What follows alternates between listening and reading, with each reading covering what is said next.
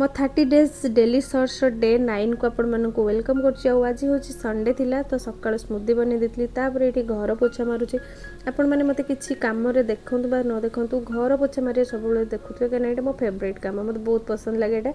तापर सब दीटा जाक लैट्रिन बाथरूम सफा करके मुंड सफा करके पळे आसिली आसिक सेरम लगौछि। तापर आज क्रिशुर गोटे सांग आसला समस्त आम मिसिक लंच करछु। क्रिशु आज दे देछि निजे लंच करिया पे कहीं दी जन तो खुई पारिबनी से देदेछि से निजे निजे खाउछन। तापर हम माने एठी रेडी होकी बाहर के आसछु संध्या बेले भुवन भुवन तो गाँटा ना शुणी थे सबुठारु बड़ गाँ ए मार्केट रे भल चाट मिले तो आम आसलु चाट खाया पे। चाट खाई सारा पर मॉल को जाइलु सेठी क्रिशु पटौछि ता पापा को गोटे गाड़ी नब बोली किंतु ता पापा कहले एटा भल लागुनी पळै चल।